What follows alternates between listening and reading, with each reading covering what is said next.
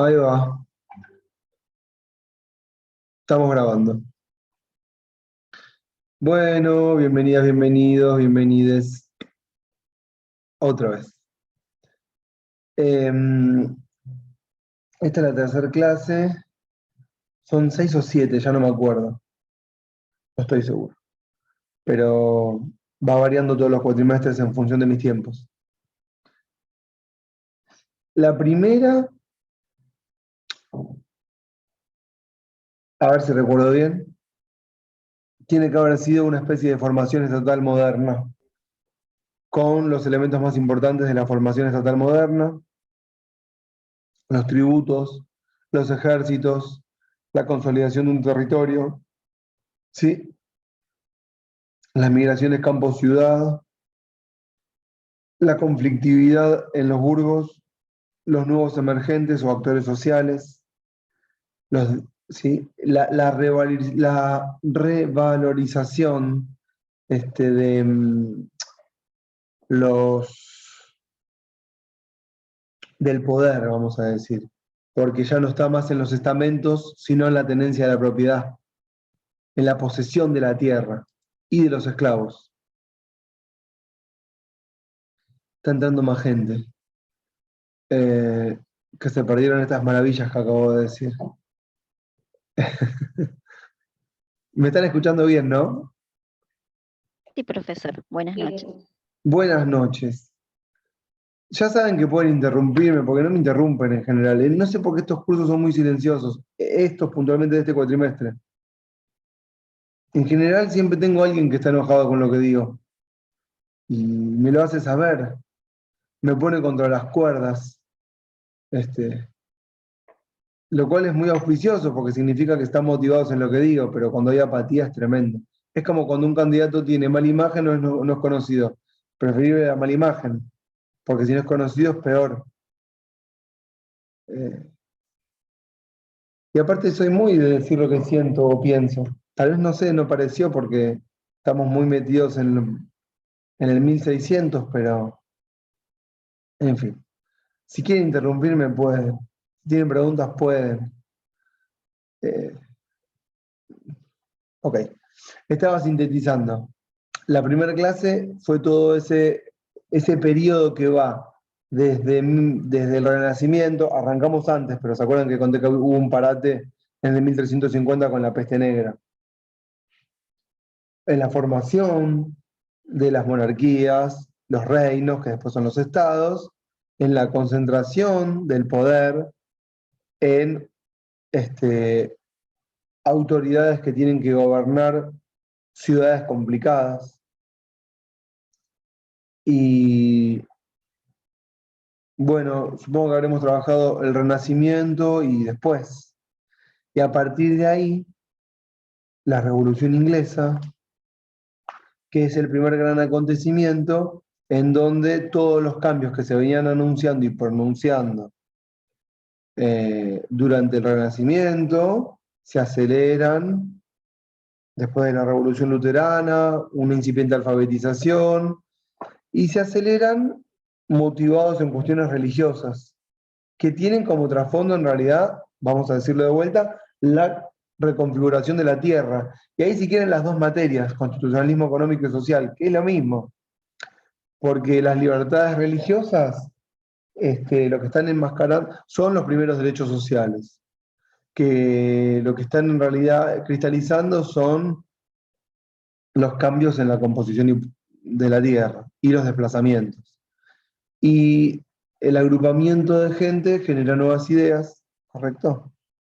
Que van motorizando nuevos cambios. Los cambios siempre se van dando a partir de la conflictividad y las tensiones, no se dan espontáneamente por teorías, sino que las teorías surgen al calor de las tensiones. Y bueno, tenemos siempre un momento teórico que está acompañado de una materialidad, que es la tensión, y, y luego una manifestación teórico-práctica en instituciones de gobierno, ¿sí?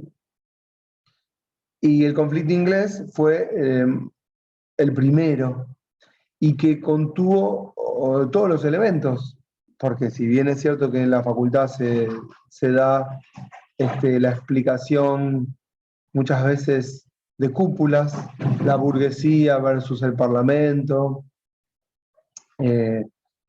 Nosotros estuvimos trabajando diferentes corrientes ideológicas, si quieren, o de ideas, y aparecieron los sectores más populares, sectores que hablaban de la propiedad comunal de la tierra, una aristocracia que ya no son los títulos nobiliarios, pero que controlan el comercio, las industrias, proveen al Estado, gobiernan la economía, pero no las instituciones políticas, unos estamentos en decadencia, unos títulos que no valen nada. ¿Por qué títulos que no valen nada? Porque ya dejan de ser importantes, porque el valor pasa a estar en otro lugar. Ya no me importa si voy o no voy a una fiesta en el palacio. Y en un momento era importante ir a la fiesta en el palacio porque era un sentido de pertenencia que deja de ser importante cuando lo que importa es otra cosa. Y eso es porque la racionalidad, que no es que no existía en la Edad Media la racionalidad, la nueva racionalidad es una racionalidad capitalista, en la que maximizamos costos y beneficios, utilidades, tiempo, valorizamos el tiempo, ¿correcto? Producimos más en excedentes, vendemos. Bueno, y a partir de ahí vimos todo este conflicto que arrancó, no sé si lo expliqué bien la vez pasada cuando hablé de Inglaterra, creo que sí, con Jacobo I. Tengo un mosquitero. Guacho. Con Jacobo I, que asume en 1603, ¿se acuerdan? Y produjo todo la hecatombe porque dijo que asumía el trono de Dios. Y bueno, pifio, vamos a decir, contrafáctico, ¿no? Tendría que haber dicho que asumía por producto de la voluntad popular, que fue lo que le recomendó Hobbes, vamos a decir, si quieren, así sintéticamente. Y fue lo que finalmente terminó reconociendo otro rey de la misma dinastía, que era Guillermo de Orange, ¿sí? Que cuando asume dice, bueno, yo asumo en nombre de un parlamento soberano. Hasta ahí está. 1680.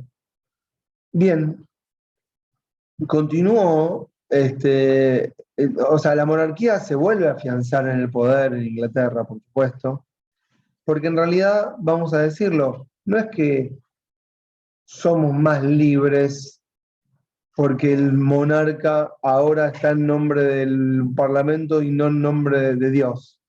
En la práctica está pasando lo mismo. Tal vez alguna limitación en sentido impositivo, pero no mucho más que eso. De hecho, lo que va pasando es que el gobierno, la gobernabilidad, no importa quién esté a la cabeza de la gobernabilidad, se va afianzando cada vez más. Si no, nos explicarían los discursos totalitarios de cualquier tipo que sea, ni los fascismos, ni los estados de vigilancia, de control, ni disciplinamiento. ¿Siguen todo este razonamiento? Entonces, más allá de lo que el Estado diga de sí, más allá de que el Estado se autoproclame liberal, la gobernabilidad es más intensa en todos lados. El control del territorio es más férreo, ¿correcto? Los cuerpos están más aprisionados, disciplinados, compelidos a hacer siempre las mismas cosas. Ya no existe esa libertad que te da la anarquía del campo.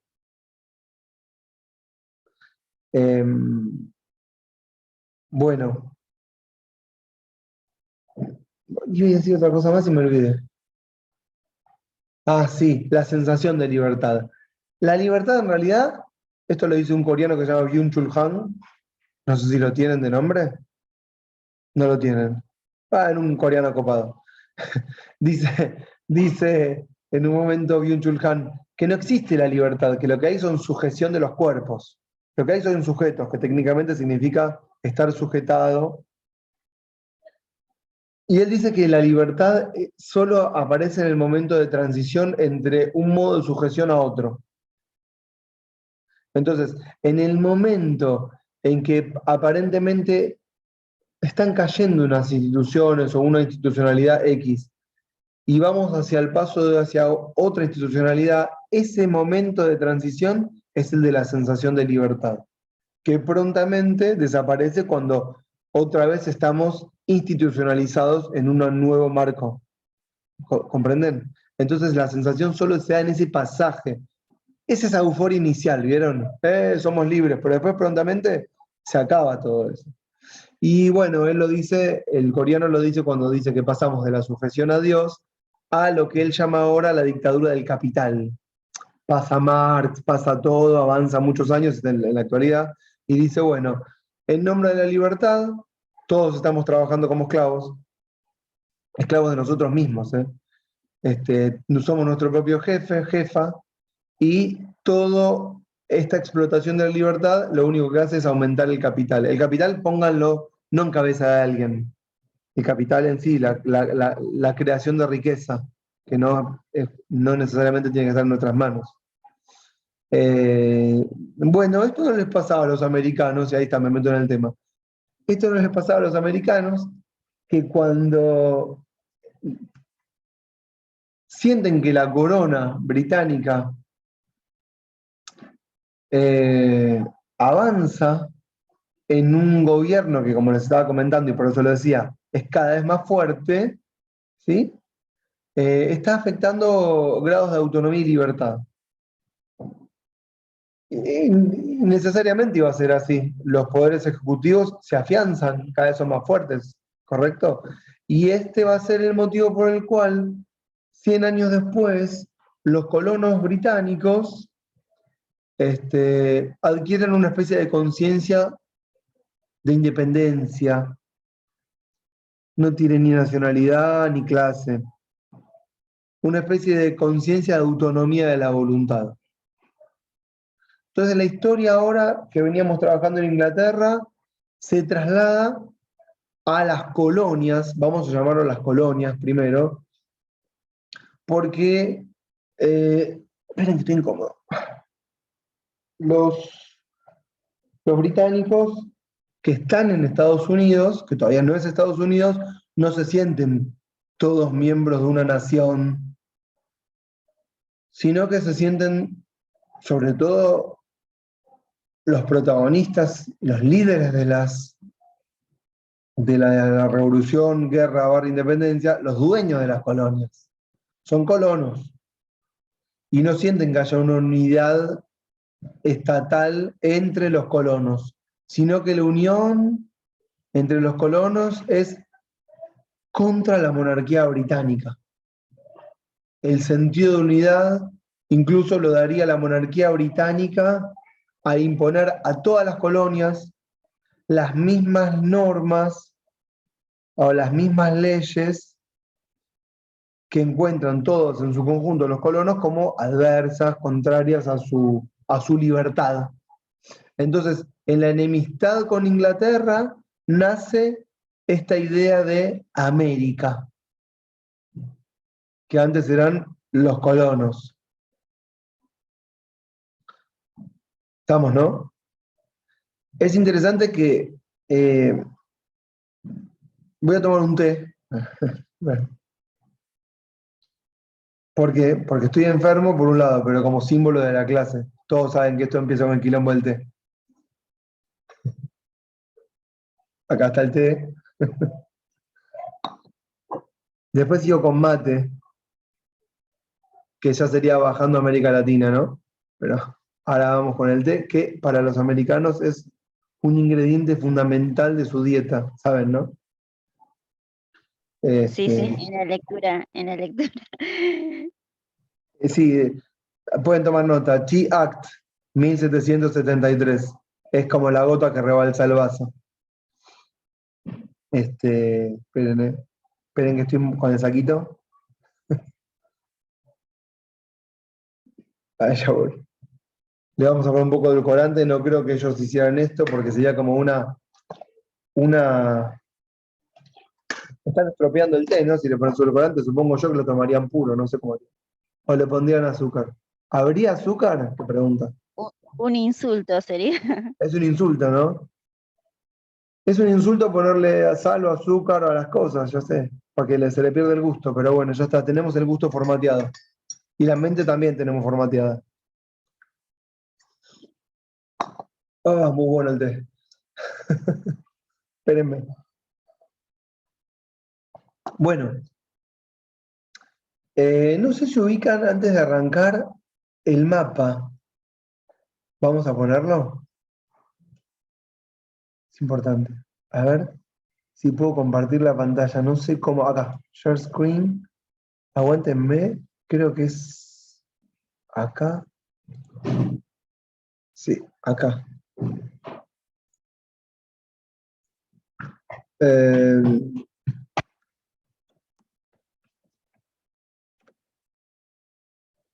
bueno, no, para, me fui a la mierda. Espera. Acá. Ahí está. ¿Cuál es el que se ve mejor? Este, ¿no? Este. Ahí están las 13 colonias, ¿se ve, no? No, todo me lleva, siempre me lleva a otro lado. Quería ver la foto. Ahí está. Claro, estoy en clase, ma. Sí, a las 9:30. Esta es la cagada del Zoom, ¿no? Pasan corriendo, entran. Yo tengo que hacer de cuenta como que no pasa nada. Bueno, esto es Estados Unidos y las 13 colonias. Ni siquiera Florida. Esto solo que está acá son las 13 colonias. Acá está. Massachusetts, Rhode Island, Connecticut, New York, New Jersey, todas estas que están acá. Todo el resto es un territorio inhóspito, desconocido, salvaje. Y la Florida, que sería parte de España, ¿correcto? Y por acá está Quebec, no sé bien dónde. Creo que por acá. Eh, Estas son las 13 colonias que, como dice ahí acá abajo, miren, se van a independizar de Gran Bretaña. ¿Cómo arrancó todo? Salgo, ya está, ¿eh? Stop share. Acá. Bien. ¿Cómo arrancó todo? Las primeras colonias llegan en el 1610, 1620 a Estados Unidos. Las primeras colonias de británicos que dejan la isla, ¿sí? Los motivos son dos, uno vamos a decir. Uno sería, o bueno, pueden ser varios, ¿no? Siempre está el azar, las ganas de conocer nuevos territorios, la aventura. Pero bueno, la falta de tierras, que lo explica Marx en el capítulo de Capital sobre la acumulación originaria, ¿sí? No sé si lo tienen de nombre por lo menos. Y las cuestiones religiosas también. ¿Por qué? Porque la corona británica era católica y la disconformidad impulsó a aquellos que se autodenominaban puritanos y separatistas a justamente separarse de la corona británica. Los puritanos creían que la corona británica era corrupta, los separatistas decían que además de ser corrupta era imposible de subsanarse y que además le hacían caso al Papa. Y entonces unos y otros dejan la isla y, bueno, se instalan las primeras colonias. La primera le ponen Jamestown por el nombre, en honor al monarca británico. Y hay una famosa de las colonias que se instala en Virginia, que viajan en un barquito que se llama el Mayflower. Virginia está entre las colonias, justo en el medio, vamos a decir, entre norte y sur. Aparentemente ese barco, el Mayflower, en 1620 se desvía del curso original que tenía que seguir, y los que están dentro del barco se consideran en estado de naturaleza. No es menor el dato, porque al considerarse en estado de naturaleza, deciden en ese barco salir de ese estado de naturaleza para establecer un juramento o un pacto. No se olviden que este es el periodo del contractualismo, la influencia de Hobbes y otros contractualistas. Lo llevan a hacer un pacto en el cual todos van a trabajar, ¿sí? Y lo que va a primar en el nuevo territorio a gobernar va a ser la autonomía individual y la propiedad privada. Básicamente, Básicamente, la idea es que se están escapando de una corona que les está imponiendo reglas. Tal vez esta construcción se hace después, no es que justo se hace en el barco. Una corona que les está imponiendo reglas que son abusivas respecto de la autonomía individual de cada uno de los colonos y que justamente lo que hay que hacer es evitar el abuso de poder por parte de las autoridades. Siempre están pensando en la autoridad de la corona británica. Pero es importante porque es en base a este espíritu que se van a conformar las instituciones, ¿sí?, de gobierno, con la fuerte idea de que esas instituciones son un límite al ejercicio de poder. ¿Siguen este razonamiento? Es muy importante porque este razonamiento es el razonamiento liberal que continúa hoy en día.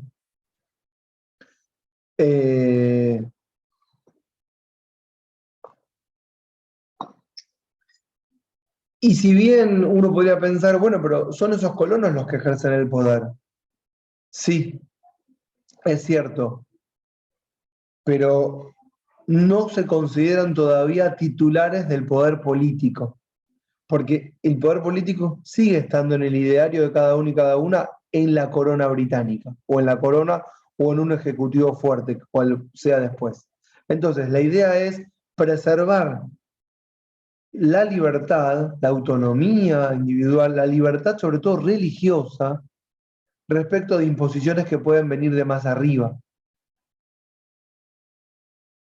Creo que era Hamilton el que dijo, no sé cuál de los federalistas, perdón la vaguedad, que dijo que lo importante es que gobiernen las instituciones y no los hombres.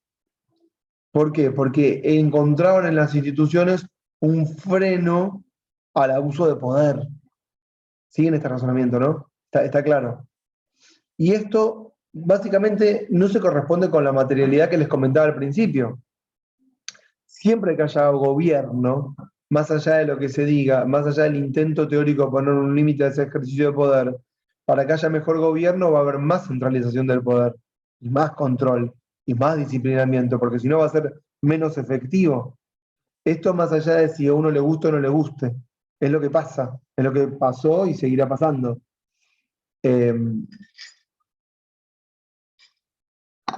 Bueno, es muy importante el proceso americano porque incorpora un montón de elementos novedosos que no existieron durante el periodo británico, más allá de que nosotros, por ejemplo, hayamos mencionado en la clase pasada que los británicos tuvieron un pequeño periodo con constitución escrita, pero es en Estados Unidos específicamente en donde la idea de una constitución escrita va a ser eh, la, la idea fuerza, que no solamente va a regir para Estados Unidos, sino que después va a ser importante para el resto de los estados del mundo con el ideario cristiano occidental. El de una constitución escrita y también el de una constitución como símbolo, ¿sí?, de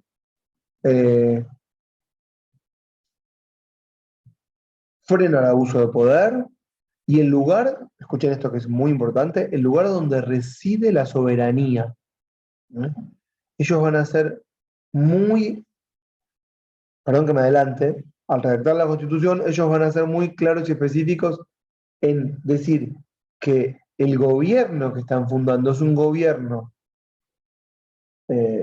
republicano, no sé si puntualmente democrático, porque tal vez no utilizaban ese concepto, porque no se olviden que la idea de democracia era la idea griega de democracia de Aristóteles, y la concepción de Aristóteles de democracia, que era la democracia de los antiguos, era una democracia, era un gobierno, digamos, visto por Aristóteles como un gobierno de mayorías para sí, que Aristóteles ubicaba dentro de los gobiernos impuros, o sea que no tenía buena prensa, para llamarlo de alguna manera. Entonces, no hablaban directamente de democracia, pero sí de gobierno representativo. Y después va a ser finalmente la gran democracia americana, que va a ser representativa, es decir, van a dejar bien claros los federalistas, antes creo que le dije que era Hamilton, no estoy seguro, que la única forma de ejercer el poder de manera correcta es a partir de un gobierno representativo y no de una democracia directa, que era ese el ideario de Rousseau, pero no el ideario de los federalistas, que decían, el gobierno tiene que ser ejercido por sus representantes, y en todo caso lo que elegimos es representantes que no son representantes de facciones, van a decir, sino que son representantes de toda la nación. Y también es muy importante, y sobre todo para nosotros, la independencia de Estados Unidos, porque las instituciones que van a idear son las mismas que adoptamos. La idea de la bicameralidad, ¿sí? Con una cámara que representa al pueblo en su conjunto y otra cámara que representa a las colonias que después de la independencia van a pasar a ser los estados, ajá, con 2 representantes por estado. Bueno, eso hemos tomado nosotros la idea de ahí, ¿correcto? Y no solamente Argentina, un montón de países que son bicamerales, por ejemplo Alemania, que tiene una cámara que representa a los Länders, que son los estados, y otra cámara que representa al pueblo, el Bundestag, y así un montón de naciones. Eh, porque la bicameralidad de los ingleses es una bicameralidad que atiende a los comunes y a los lores, no a los estados y al pueblo. Se dan cuenta la diferencia, no es lo mismo. Bueno, otro concepto fundamental que aparece y que es eh, importantísimo para el conjunto del resto de los países del mundo que van a venir después, es el concepto de independencia. Yo creo que lo había mencionado la vez pasada, no sé si lo anticipé, pero es muy importante. ¿Por qué el concepto de independencia? Porque en Inglaterra hay revolución, en Francia hay revolución. Menciono estos países porque son los que echan luz al resto, pero en Estados Unidos hay independencia, hay guerra de independencia. Y la mayoría de los países del globo surgen producto de independencias, ¿sí? Es decir, todos quieren el iluminismo de Francia, por un lado, pero todos rechazan digo Francia porque es el que va a ser imperio después de la revolución. Lo vemos la clase que viene. Pero todos rechazan de Francia la injerencia imperial. Es decir, todos quieren que les lleguen las luces, las ideas, el progreso, pero todas las naciones revalorizan sus propias memorias e historias locales. Entonces todas surgen producto de independencias que lo que ponen por delante es la identidad de un pasado común. De hecho, lo que hacen los revolucionarios es intentar borrar ese pasado a partir de esta idea contractualista de que estamos en estado de naturaleza, hay que pasar a un estado civil o a una sociedad civil, pero en la que no habría un pasado. Y eso eso pasó en todos lados. Pero después aparecen siempre los nacionalismos, que hacen aflorar identidades o mitos colectivos anteriores a los del conquistador. ¿Siguen, no? El razonamiento. Tal vez no sé. Bueno, bueno, vamos a ponerle un poco de datos a todo esto. En 1620 les decía, el té está frío, es una cagada este té. Creo que estoy para pasar al mate. Espérenme, lo voy a terminar igual. Ah, sí. 1607. La Virginia Company London, 104 hombres se instalan en Jamestown. Esa es una de las primeras colonias que se instalan. Les conté que había 2 grupos, los separatistas, los puritanos, siempre influenciados por Lutero. ¿Se acuerdan que charlamos de Lutero? ¿O no se acuerdan? ¿Sí? Fundamental. Martín. Bueno, y en Cape Cod, Virginia, En 1620, el 9 de noviembre de 1620, llega el Mayflower, el barco este, y el pacto ese que les conté, que sellan en el barco antes de llegar, se llama el Mayflower Compact, ¿sí?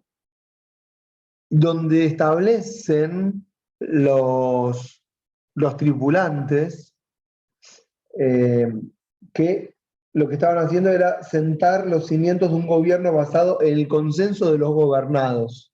Es decir, no iban a aceptar otras órdenes que no fueran las que ellos mismos se dieran.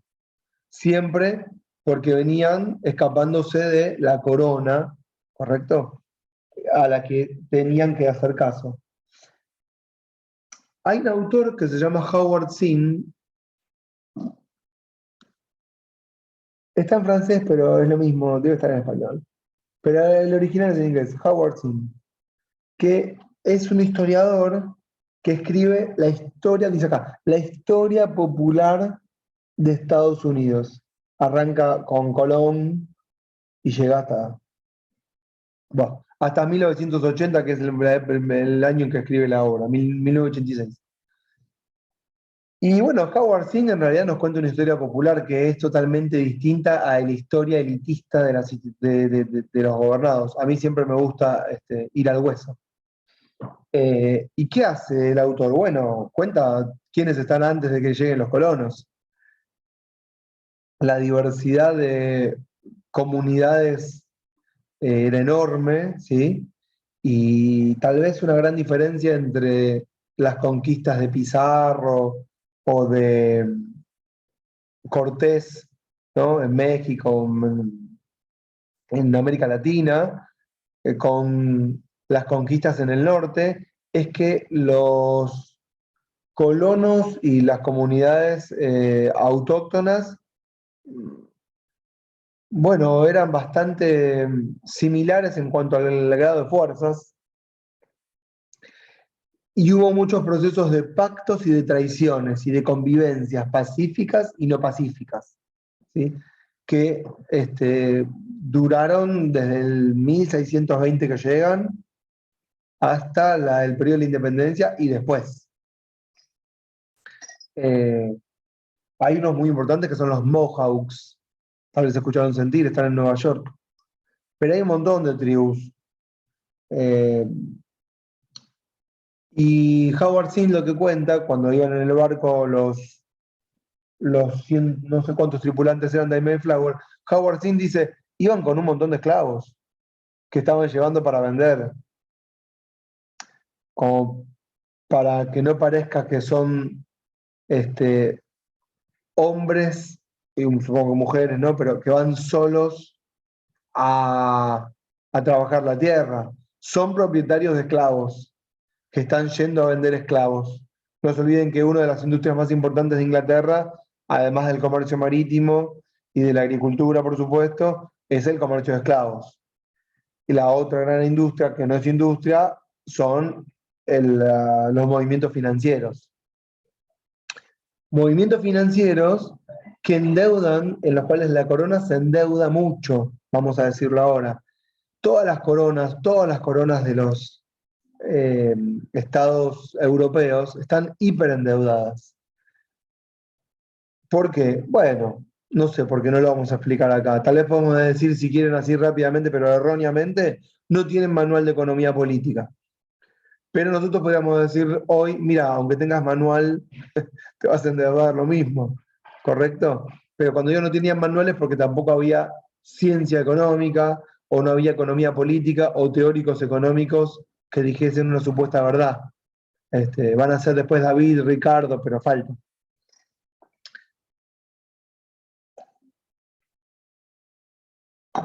¿Por qué está endeudada la corona británica? Endeudada con los propios, son los antiguos nobles que son los prestamistas de la corona. Está endeudada porque tuvo una guerra con Francia, la guerra de los 7 años, ¿sí? En la que Inglaterra gana, pero bueno, gana y queda bastante diezmada. Entonces, ¿qué pasa? Ya se imaginan lo que va a pasar, ¿o no? Sí. A ver. Bueno, de ahí viene la imposición de los grandes impuestos, ¿o no? Exacto. Exacto. Dice, bueno, la corona británica, como bien dice Joana, necesita de alguna manera sanear una situación, vamos a llamarla deficitaria.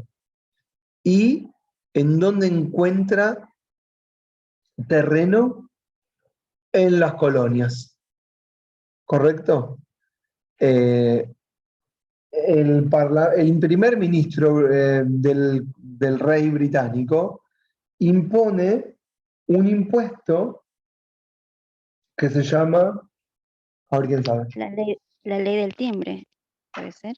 Sí, ¿Me equivoco? correcto, Joana, estás a full. Sí, la Stamp Act. ¿Qué es la ley del timbre o el estampillado? A ver si lo podemos dimensionar hoy. ¿Qué sería Los hoy? impuestos.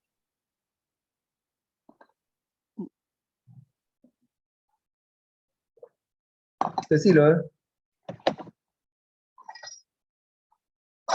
No, yo te iba a decir lo que leí, bueno, la ley del timbre en los impuestos a las 13 colonias. Claro, pero ¿qué tipo de impuesto era? ¿Ni idea? No, Joana, cualquiera, ¿eh? Me estoy llevando un mate porque la verdad que el té era un vómito. No se le habían impuesto supuestamente a todo lo que era o sea, como las estampillas, mercaderías y demás. Miren, para que se entienda, era un impuesto a la circulación de todos los papeles, los correos, los papeles públicos, todo, cartas, básicamente si lo tenemos que asociar a lo que sería hoy, sería como poner un impuesto a Internet, al tráfico de datos de Internet, para que se entienda, porque la única comunicación era a través del correo postal, ¿no es cierto? Entonces, a toda la circulación de documentos, con una estampilla la graban un poquito más, como qué sé yo, el impuesto al cheque en términos financieros, los débitos y los créditos, no podés zafar de eso. El impuesto a la subida y bajada de datos, ¿alguien podría zafar hoy del impuesto a una subida y bajada de datos? No. Bueno, fue eso básicamente. Piensen que no eran impuestos, esto es muy importante, todos los impuestos eran impuestos directos, porque no existía una tecnología que permitiera grabar impuestos de manera indirecta. Primero, no eran considerados sujetos de derecho gravables ciudadanos que no existía ni siquiera la categoría de ciudadano. Pobres urbanos, vasallos, siervos, esclavos, toda esa gente no puede ser grabada impositivamente. No tiene ni siquiera capacidad contributiva, ni ningún tipo de derecho, ni nada, no es ni considerada. Entonces todos los impuestos son directos. Pero hay dos grandes actores protagónicos que pueden ser grabados con impuestos directos. La nobleza, que ya saben, no paga impuestos, y ese fue el gran problema en Inglaterra, también en Francia, y que además se creían los representantes del reino, y la gran burguesía. Acá en Estados Unidos, todavía en los Estados Unidos, solamente hay dueños de las colonias, ¿correcto? Que es burguesía. No hay otro elemento muy importante de la independencia americana. No hay títulos nobiliarios en Estados Unidos. Son toda una población homogénea en cuanto a la posesión de la tierra, a las creencias religiosas, ¿sí? A- al color de la piel, ¿correcto? Entonces hay como una especie de identidad que, bueno, hace que todos estén en la misma bolsa cuando les quieren cobrar impuestos, a todos. Esta Stamp Act ocurre en el año 1765. ¿Está? Qué rico es el mate. Acabo de probarlo. Nada que ver, es otra cosa. Sí. Bueno, ¿y qué produce la Stamp Act de 1765 en términos políticos?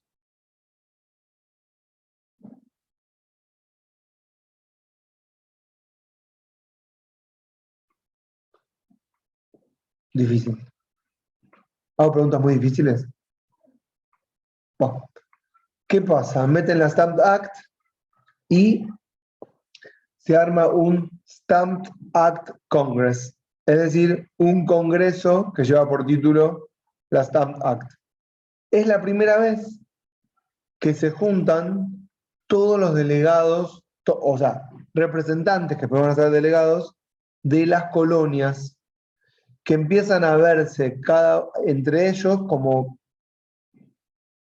miembros de una entidad que todavía no nació, pero que sí tienen un enemigo común, que es la corona británica.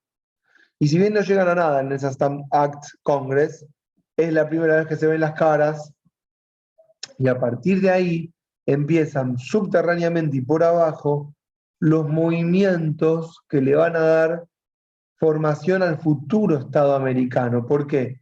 Porque lo que van a ir conformando poco a poco entre 1765 y 1700, vamos a decir, casi 90, por poner un periodo, son los ejércitos propios, ¿sí? Que van a ser los ejércitos que van a defender a las colonias en las guerras de independencia contra la monarquía británica. ¿Correcto? Ejércitos que van a ir de menor a mayor, ejércitos que están conformados por esclavos, por siervos, por domésticos, ¿sí?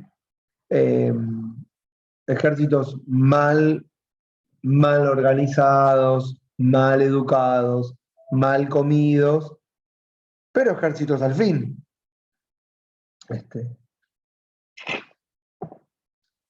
En 1765, creo, o 66, me parece, el Congreso o el Parlamento británico, primero fueron para, la Stamp Act no tuvo vigencia, duró 8 meses y fueron para atrás. Pero se había encendido la mecha, bueno, hacia el estallido.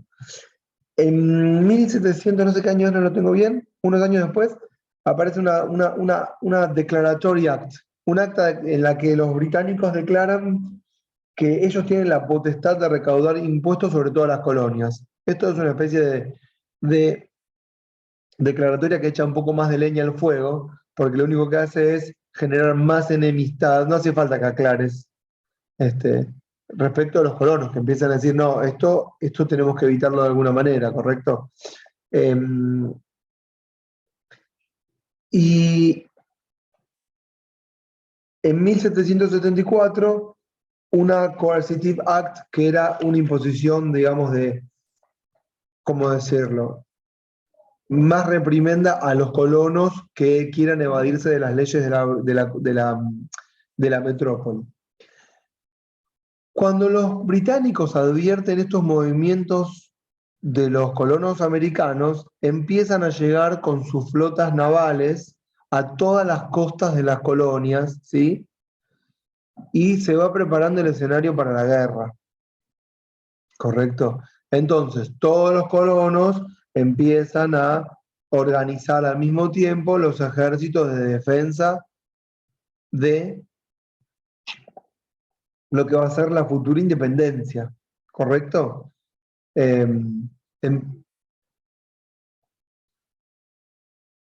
También hay que decir esto que es muy importante, no lo dije. Todas las colonias tenían casas, o pequeños parlamentos, vamos a llamarlos. Ya lo dijimos con Gran Bretaña, ya lo dijimos en la primera clase, pero aclarémoslo ahora. Eran la casa de la burguesía. Eran pequeños parlamentos que se llamaban House of Bourgeoisie, y cada uno tenía uno. La casa de la burguesía de Delaware, de New Hampshire, de Virginia, de Boston. Y bueno, ¿por qué es importante? Porque la política local se organizaba en esos parlamentos locales, independientemente de que la corona dictara leyes desde afuera. Había una cierta idea en la corona británica de que todas las cosas que hacían las colonias que no implicaran gastos para la corona, se dejaba hacer. Entonces había una fuerte impronta de una autonomía, de un gobierno autónomo en las colonias, cosa que tal vez no existía en nuestras latitudes. Y otro elemento también es importante, que tal vez no mencionamos, pero hagamos la diferencia, adviertan que los colonos no tenían virreyes. No lo decimos, pero nosotros estamos muy acostumbrados a decir el virrey tal, el virrey cual. Y aparte, cada vez que mencionamos un virrey, tenemos que saber que el virrey tenía pretensiones de ser el rey en el territorio.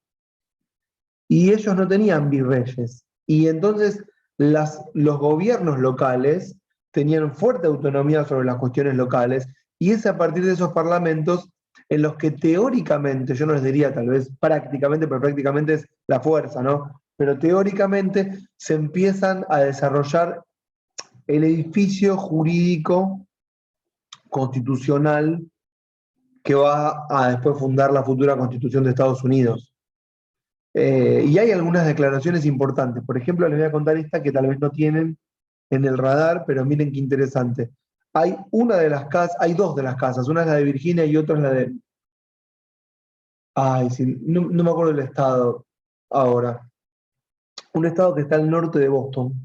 Un estado que cuando sancionan estas leyes del Stamp Act y otras parecidas, hacen una especie de, van a entender lo que yo voy a decir, control de constitucionalidad político, en donde la asamblea, o la Casa de Representantes de la burguesía, decide que todas las normas que se apliquen son las que sanciona la propia asamblea y declaran inconstitucional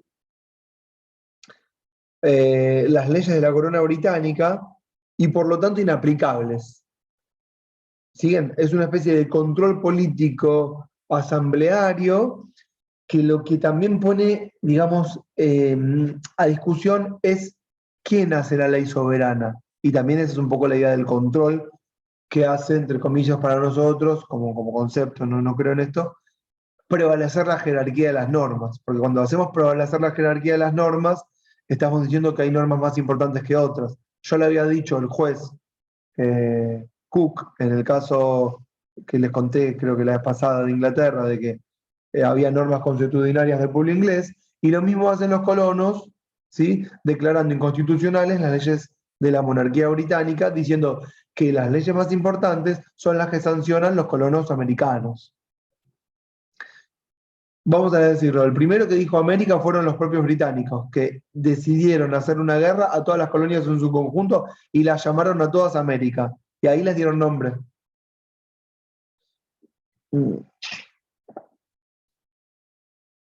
Es un tema, ¿no? El de la identidad. No hay que darle identidad al rival, porque si le das identidad o entidad, le generas una persona y a partir de ahí un montón de atributos que no tenía y la cagaron, vamos a decirlo de alguna manera. En 1773... Perdón, una pregunta que no sé si se me pasó a mí o hay algo que no me queda claro en la conformación de estas colonias y de esos representantes de las colonias y de las decisiones que iban tomando en esa casa de la burguesía. O sea, el punto es, si esos eran representantes, se autodefinieron representantes y se metieron ahí, hay alguien que los eligió, hicieron algún plebiscito, no sé, como algún consenso como para estar ahí. Eso es lo que me perdí, porque si no estaban repitiendo lo mismo que estaban haciendo con ellos y de lo que se estaban escapando, porque estaban autoproclamando autoridad. Mirá, específicamente, si habían elecciones para elegir representantes de entre los mismos colonos, tengo partes del libro incompletas. Sé que si esto existía en Francia, que elegían representantes para las casas de la burguesía de las ciudades liberadas en Francia, y me imagino que sería algo parecido.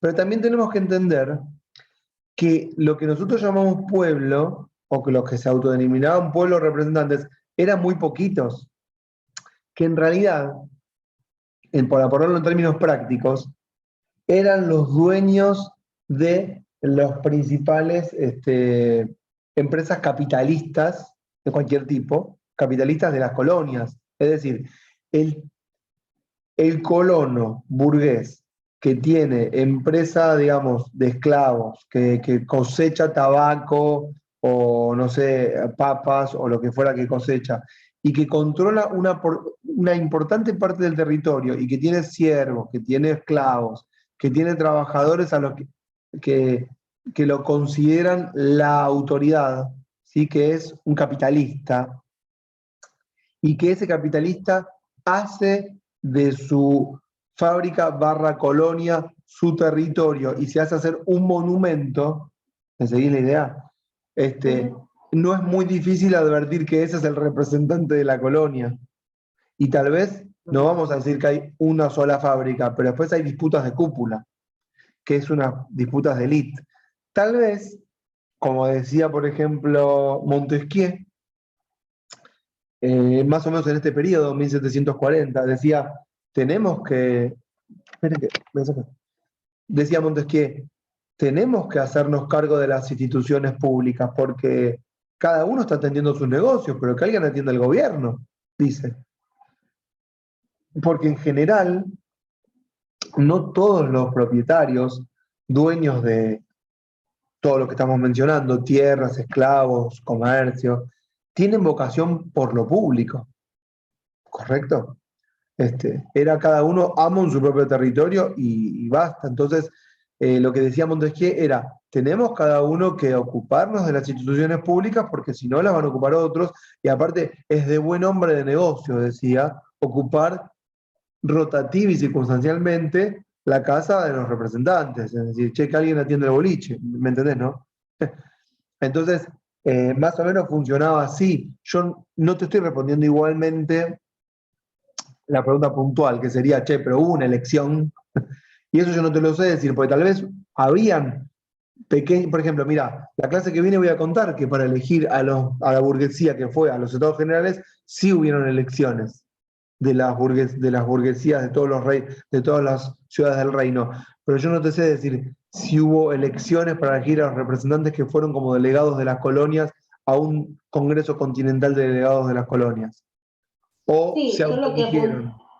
claro, eso, yo lo que apuntaba más, no sé si a un término elecciones, porque para nosotros tiene otro tipo de connotación, organización y demás, sino un consenso o un acuerdo, o sea, entre los mismos integrantes de la colonia. Claro, lo que Entiendo sí, que obviamente en el poder naturalmente se nos daba la economía que cada uno tenía.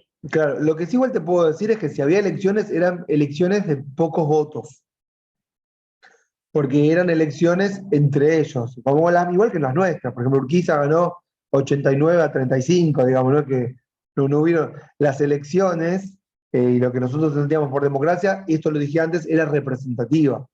Y los que eran representantes no creían que los representados tenían que votarlos, eran representantes por derecho propio. ¿Correcto? 1773,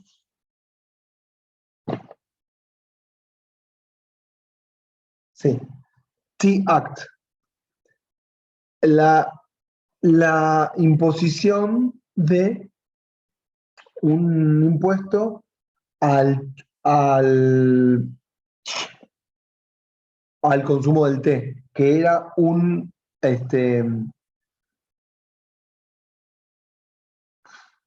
¿cómo decirlo? Comestible, ¿no? Una infusión, ahí está, una infusión fundamental para la dieta de los colonos.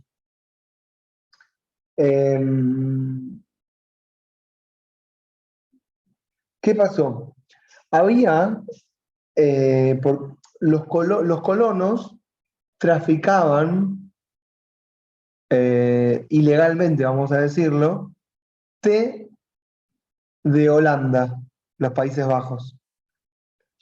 Y los británicos querían que se comerciara solamente el té que ellos vendían a través de una fábrica que tenían en India, ¿sí? La corona británica mercantilista, en la que todo iba para la corona, quería que el té que se comerciara en las colonias fuera el té que llegaba de a ver si tengo el nombre, British East India Company. Entonces el Parlamento británico impone, digamos, la obligatoriedad de comerciar solamente ese té y ningún otro. los colonos no pagaban impuestos por el comercio del té con los Países Bajos. Entonces, lo que ocurrió fue que prohibieron en todos los puertos de todas las colonias que ingresara el té de Holanda. Y se apostaron los barcos para que y querían obligar a que solamente se descargara el té que venía de la compañía británica de las Indias, ¿correcto? Y el momento donde va a ser eclosión es en Boston, en la que el gobernador era pro-británico y obliga a bajar el cargamento de té. Y los barcos con el té están parados durante 20 días y no quieren descargarlo los colonos en oposición. Y lo que terminan haciendo, bueno, hay una especie de fecha ultimátum para descargar el té y si no se arma la podrida, y unos esclavos y no sé, otros componentes que arman lo que se llama el Tea Party, tiran el té al mar en símbolo de provocación, ¿sí?, a las imposiciones de la corona británica, y bueno, se armó la podrida. Cuando pasó esto, ya más o menos estaba todo preparado como para que estallara la guerra. Y esto en realidad, bueno, va a hacer estallar la guerra. Lo que aparece después de la Tea Act de 1773 es finalmente lo que para nosotros sería la primera junta, que es el primer Congreso Continental de Delegados de las Colonias, 1774.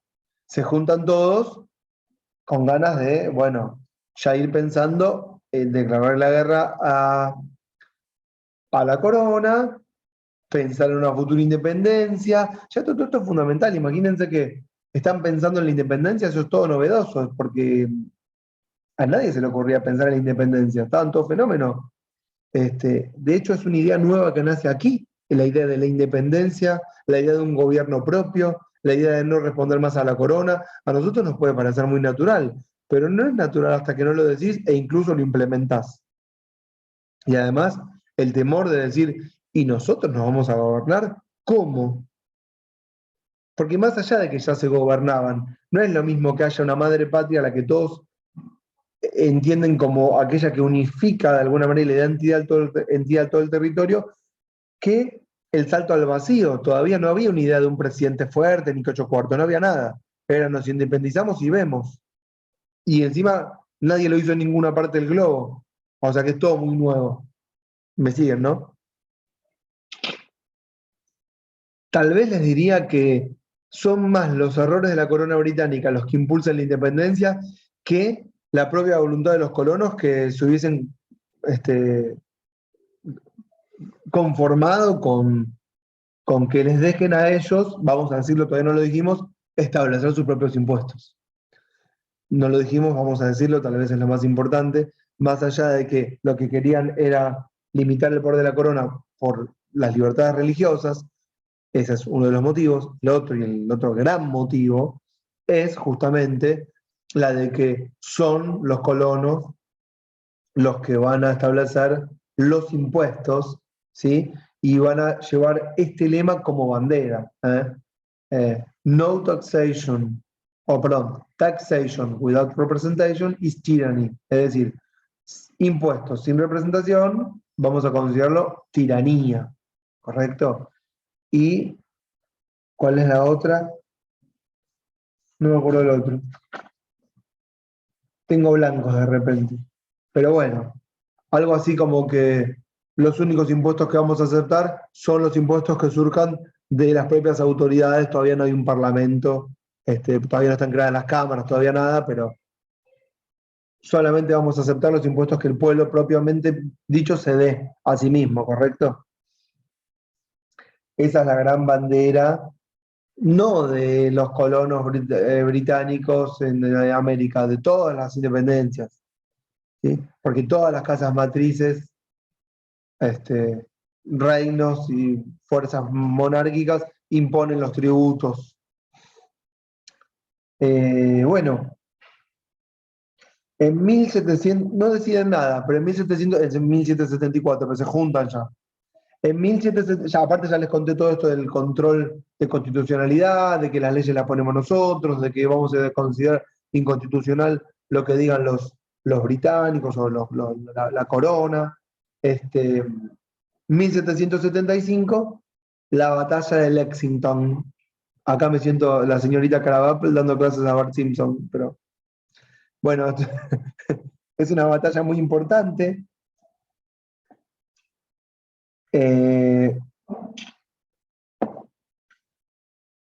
Liderada por el capitán John Parker del lado americano, en la que, bueno, ganan, no sé qué ganan, sinceramente estoy explicándolo medio como el culo, les digo la verdad, debería leer para explicarlo bien, pero voy a decir lo importante que es esto.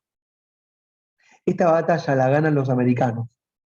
Y entonces, ¿qué advierten los americanos por primera vez? Que los británicos no son invencibles. Muestran signos de debilidad. Y eso se da en esta primera batalla, que es antes justamente del estallido de la guerra, porque es en 1775. Esto les da coraje. En 1775 hay un segundo continental delegado de las colonias y finalmente el año siguiente, en el 76, la Declaración de la Independencia. La Declaración de Independencia es posterior a esta batalla. La guerra ya había comenzado. Entonces lo único que viene a hacer la independencia es darle aún más entidad, más fuerza, más, más reivindicación y más moralización a un ejército que va a pelear. ¿Y por qué va a pelear? Va a pelear por la libertad. La libertad de repente es la palabra clave, ¿sí? La libertad que simboliza todo, la libertad de la autonomía individual, la libertad colectiva de un pueblo que se independiza de una corona, la libertad de autogobernarse, ¿correcto? Estamos fundando la tierra de la libertad. La libertad en la que acá no hay títulos nobiliarios, no los necesitamos, ¿correcto? La emancipación, hacernos cargos de nosotros mismos, todas estas ideas de la Ilustración, bueno, toman forma en Estados Unidos. Tal vez, en términos prácticos de la batalla, lo que, como les dejé en el texto, en lo que Inglaterra no hizo pie fue que, ustedes vieron, tienen muchos puertos las colonias, son muchas colonias, y presentan batalla en todo el territorio. Entonces eso hizo que Inglaterra no pudiese unificar la guerra en un solo lugar, y eso hizo que se fueran desgastando. Y si bien los americanos no tenían grandes ejércitos, como les conté, sino que eran ejércitos más bien pedorritos, para que se entienda, ganaban alguna batalla, perdían otra, perdían, por ejemplo, en Quebec, perdieron una batalla importante, pero hicieron que los colonos, que los ejércitos británicos tuvieran que dejar fuerzas ahí y no pudieran enviarlas a otra parte del territorio. Entonces todo esto iba desgastando a la corona británica, que al mismo tiempo iba ganando enemigos en todo el globo. ¿Por qué? Y los franceses estaban muy enojados por haber perdido la guerra de los 7 años, y entonces desde Versalles, donde gobernaba el rey francés, deciden ayudar a los americanos en la independencia. Los españoles deciden desde Cuba enviarles oro, ¿sí? a los colonos, en contra de una Inglaterra a la que ven también como un enemigo, porque claro, los españoles y los británicos son concurrentes en la conquista de los otros territorios y de los mares. Empiezan a haber focos de tensión en otros países, en Indias, se empieza a armar como una especie de guerra mundial. Los Países Bajos se enemistan con la corona británica, ¿por qué? Por el tema de que no pueden comerciar el té con los americanos. Entonces, la corona británica, al mismo tiempo que va perdiendo la guerra, o que no la va solucionando, empieza a advertir que esta guerra le genera más perjuicios que beneficios y el desgaste cada vez es mayor, ¿correcto? Y todo esto, bueno, fue haciendo que vayan perdiendo la guerra, que va a terminar bastantes años después, 1781 más o menos. Eh, ¿Cómo estamos hasta ahí? Bien, bien. Bueno, qué bueno. Bueno, finalmente los padres fundadores de Godfather, los que venían en los barquitos, van a,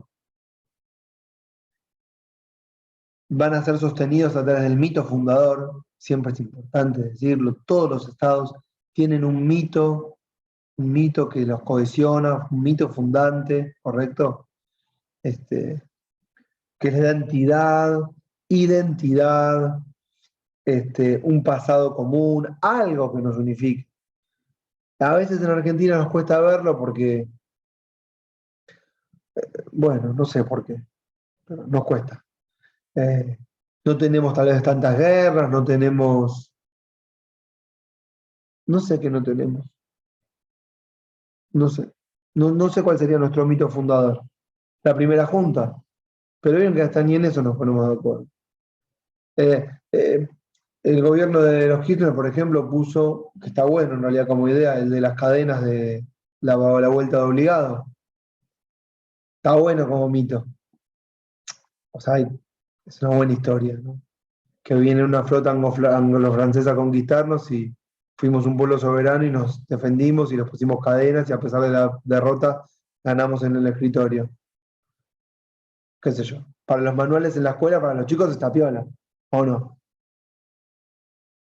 Sacás argentinitos y argentinitas. Justamente iba a preguntar eso, ¿cuál era el nuestro? Porque no lo estaban contando. Bueno, ahí tenés uno, la primera junta, escuchame, las invasiones inglesas, lo sacamos con aceite, ¿o no?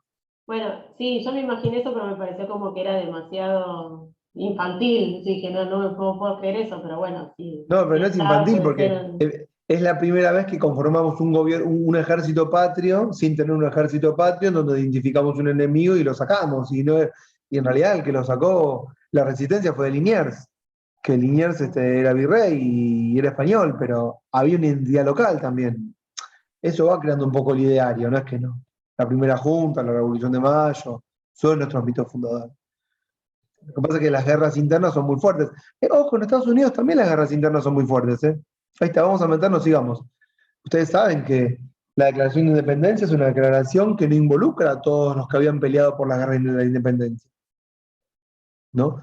Y que quedan afuera todas las comunidades aborígenes que habían peleado junto con los colonos británicos, que ahora ya los colonos americanos habían peleado en conjunto para expulsar del territorio a la corona británica y a sus ejércitos, y que en la declaración de independencia fueron dejados de lado. Esto generó gran resentimiento y discordia. Lo que pasa es que, esto lo dice bien Howard Zinn, el autor que les contaba, de que entre los colonos y las poblaciones autóctonas había como una relación muy ambivalente, de idas y vueltas, en la que había enemistad, amistad, pactos, traiciones, derramamiento de sangre, se volvían a juntar, ¿correcto? Y bueno, los más importantes eran justamente los Mohawks, M-O-H-A-W, no sé, Mohawks. Bueno, si lo ponen está ahí, hacen doble, ponen en internet y sale. Y bueno, se enojan con los gobernadores de las colonias. Hay una nota al pie muy linda de Pizarello, en la página 69, la nota al pie 38, en donde el jefe Hendrick de los Mohawks le escribe una carta al gobernador que se llamaba George Clinton, fíjense el apellido, de Nueva York, diciéndole que los habían traicionado. Tampoco entran en la Declaración de Independencia los esclavos, que van a continuar siendo esclavos. No se olviden que no se puede afectar el derecho de propiedad, es muy importante, y los esclavos eran propiedad de los colonos. Y esto, la esclavitud, la declaración de la abolición de la esclavitud, va a ser el motivo de la guerra de secesión. No se olviden que el territorio va a estar dividido en dos, va a tener dos presidentes, ¿sí? Y que las luchas van a ser muy feroces, 1861, 1864. El norte le gana al sur, hay un montón de conjeturas respecto de que el norte le gana al sur, respecto a que el norte industrial, el sur esclavista, y se impuso una América industrial. Tampoco hay que ser tan literal con estas cosas, pero bueno. Bueno, vamos a decir algunas cosas de la Constitución, ¿no? Porque ya faltan 13 minutos. Sigo hablando, no avanzo. La Constitución la van a redactar, ya saben, una convención constituyente. Pisarello tiene una mirada súper interesante, explicitada en la página del libro que les dejé, 71, ¿sí? En donde hace una caracterización, cita uno que se llama Byrd, Charles Byrd, una caracterización de quiénes eran los constituyentes de la Constitución que sanciona Estados Unidos en 1787, ¿sí? Que, como ya saben, es una Constitución que va teniendo lo que se llaman enmiendas, que son agregados, que respetan de alguna manera el ideario o la costumbre que tenían los británicos de ir agregando derechos, que tal vez son derechos que consideran naturales, pero que van positivizando en la Constitución. ¿Sí? Creo que la número 13 es la de la esclavitud, no estoy seguro, aunque alguna vez lo leí y lo expliqué en alguna clase, pero no me lo acuerdo. Bueno, ¿qué dice Pisarello de la Constitución de los americanos y básicamente qué dice en el capítulo respecto de la Constitución en general? Dice, bueno, leo, el movimiento que dio origen a la Convención de Filadelfia de 1787, a diferencia del movimiento de la Declaración, que fue un movimiento mucho más revolucionario, el que ideó la Constitución era mucho más conservador, dice Pisarello. O sea, Jefferson era mucho más revolucionario, de hecho dicen que Jefferson quería incluir a todos los pueblos libres, a los esclavos, a todos, y los conservadores que redactan la Constitución son mucho más limitados en ese sentido. El propósito, según Pisarello, que cita este autor que se llama Byrd, era asegurar un gobierno fuerte, esto lo dicen así mismo los federalistas, ¿correcto? Pero acá agrega, que neutralizara las amenazas internas al orden económico. Es decir, para Pisarello, la idea no era tanto en la Constitución ponerle un freno a la corona británica. Porque de hecho la corona británica ya había perdido la batalla, ¿correcto? Claro, uno podría pensar acá, bueno, como les dije al principio de la clase, la idea era ponerle un freno ¿a quién? Al presidente que se hiciera cargo de la conducción de los Estados Unidos, que son las colonias unidas, ¿correcto? ¿Por qué? Bueno, claro, por el temor a que ese presidente reemplazara al rol que tenía la corona británica, ¿sí? Pero lo que dice Pisarello es que en realidad los colonos lo que están temiendo es la amenaza al orden interno que viene de la mano de los sectores populares, vamos a llamarlo así, de los movimientos populares, autóctonos, vamos a llamarlo así, de los pobres urbanos. ¿Quiénes son los pobres urbanos? Los que trabajan en las ciudades y no poseen tierras, ¿sí? Y que solamente poseen sus manos como fuerza de trabajo, ¿sí? Y que después van a ir integrando las masas de revolucionarios clasistas ahí yo lo digo en términos de Marx, ¿sí? Que van a tener otras ideas distintas al de una nación común y que van a ser una línea divisoria entre propietarios de los medios de producción y aquellos que solamente tienen para vender en el mercado su mano, su fuerza para trabajar y nada más.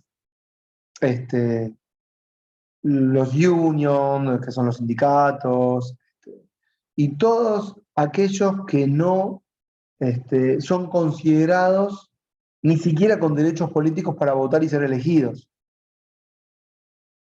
Incluso, Fernanda, te digo, antes que me preguntaste quién eligió a los representantes, no me acuerdo de Estados Unidos, pero por ejemplo en Inglaterra, las primeras leyes de sufragio son de 1832.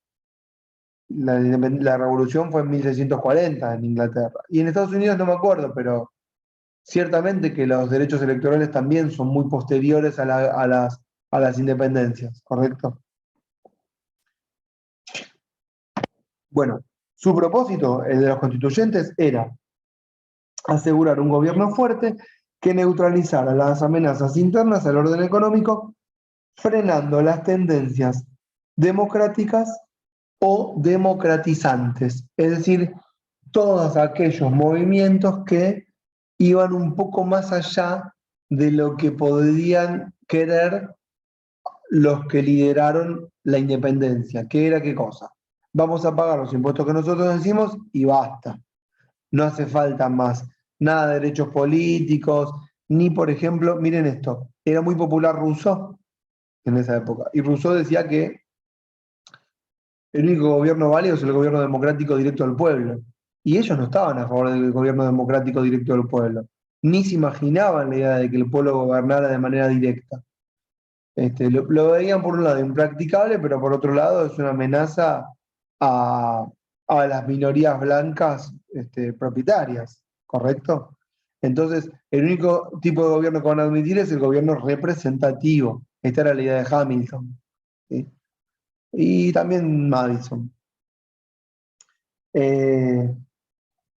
Si bien dentro de la convención están los que son los federalistas y los antifederalistas, ¿correcto? Todos de alguna manera están a favor de neutralizar la amenaza interna. Todos son propietarios. Bueno, y después dice Pisarello, Byrd, el autor que está citando, estudió el trasfondo económico y las ideas políticas de los 55 hombres que sesionaron a puertas cerradas en Filadelfia para redactar la Constitución. O sea que los constituyentes fueron 55. No eran poderes constituyentes populares como nosotros podemos pensarlos en la actualidad, ¿sí? Era de élite. Y dice el autor, la mayoría de ellos, de los miembros de la convención, eran abogados de profesión, así que eligieron bien la carrera, ricos en cuanto a tierras, esclavos, fábricas y comercio marítimo. Fíjense que es muy parecido a el tipo de burguesía, a la de Harrington, a la de Cromwell, que les había citado la vez pasada, ¿sí? La mitad de los constituyentes habían prestado dinero a la corona británica a cambio de intereses, o sea, eran prestamistas y hacían negocios financieros, ¿no? Y 5 tenían bonos del propio gobierno de la corona británica. Jugaban para los dos lados. Dice esto según los archivos de la tesorería, del Departamento de Tesorería de Estados Unidos. Bueno, y después, ya me quedan 4 minutos, digo lo último, hubiese sido lindo este debate, pero no pertenece a esta clase igual tampoco. Pisarello se extiende sobre lo que sería la idea de división de poderes, el gobierno republicano y el rol de la Corte Suprema, ¿sí? Y ahí menciona cómo la Corte Suprema va a monopolizar la interpretación de la Constitución a partir de la creación jurisprudencial del sistema de control, en el fallo Marbury versus Madison, que si bien tiene, digamos, como premisa fundamental pensar, bueno, son los propios jueces independientes de los propietarios, que tienen por misión fundamental dirimir los conflictos entre propietarios, los que van a interpretar el texto de la Constitución, y por lo tanto la Constitución es soberana, ¿sí? Más allá de que la soberanía es popular, reside en el texto de la Constitución, la astucia sería de que son los jueces sin legitimidad popular de ningún tipo los que van a interpretar la voluntad del constituyente independientemente de lo que digan generaciones futuras. Creo que era Madison que decía que cada 25 años sería sano modificar la Constitución en función de que cambian las generaciones, pero esto no quedó vigente. Lo que quedó vigente es que es el Poder Judicial, con la Corte Suprema a la cabeza, quienes en última instancia interpretan la Constitución, poniéndose incluso por encima de la Constitución. Yo les diría en una interpretación que podemos hacer de la jerarquía de las normas con el Poder Judicial a la cabeza. Poder Judicial, Constitución, resto de la normativa. Y esto incluso, para terminar, quedan 2 minutos, lo dejo pensando con todo el conflicto o la conflictividad que surge hoy, no surgió, que hicieron respecto del Consejo de la Magistratura. Y todo esto que está pasando, que ustedes pueden estar al tanto porque entienden muy bien lo que está pasando, pero es difícil explicar hacia afuera, y más allá de la idea que tengan, esto no está claro desde el principio, desde el inicio de la creación de las instituciones, ¿correcto? Y a mí me hace ruido, les digo la verdad, muchísimo ruido, que no sea democrática la forma en que se diseñan las instituciones. Pero entiendo el riesgo es la anarquía. Pero bueno, a veces uno podría decir anarquía o esto, que también se puede parecerse a la anarquía. No sé. Bueno, no sé, lo dejo pensando, ya está. La clase que viene, que no sé sé cuándo si es. anarquía, pero sí, no sé si anarquía, pero a ver si lo que por ahí falta, bueno, es esto, ¿no? La aplicación, bueno, esto que decís también en parte de los jueces y demás, que bueno, justamente tienen mucho poder discrecionalidad en muchas leyes, se ve también eso como que hay mucha terminología ambigua, bueno, también entiendo que es pertinente, digamos, porque le da esa posibilidad de poder moverse en cierto campo, ¿no? Pero sí es como que tienen un cierto poder los jueces y demás, bueno, no estoy diciendo nada que sea algo novedoso ni nada, pero hay cosas que por ahí faltan ciertas regulaciones de determinar hasta dónde la discrecionalidad, pero bueno, igual también bueno, tenemos el control de constitucionalidad y demás, que bueno, eso también en cierta parte te garantiza los derechos. El monopolio de la palabra. Total. Sí, igual como respuesta, porque ya nos vamos, es decirte, no hay solución para esto, porque acá siempre estamos en el umbral. En el umbral significa quién está fuera de la ley dice la ley y quién está dentro de la ley la respeta, y eso es algo que no tiene solución. Entonces, no es que hay solución. ¿Se entiende lo que digo, no? Ahí es donde se empiezan a jugar las Argentinas imaginadas por cada uno y cada uno. Yo tengo mi posición, pero es un debate infinito, siempre rico, ¿no? Bueno, la vez que viene, que no sé cuándo es, les voy a dejar el info para trabajar la Revolución Francesa, que es súper interesante, y que incorpora muchos más elementos novedosos. ¿Estamos hasta acá? Después yo pongo la clase a disposición. Nos vemos la vez que viene, no sé cuándo es. Perfecto. Chao, Bueno, profe. muchas gracias. Hasta luego. Gracias, nos Chao, vemos. hasta luego. Chao, gracias. Chao, nos vemos.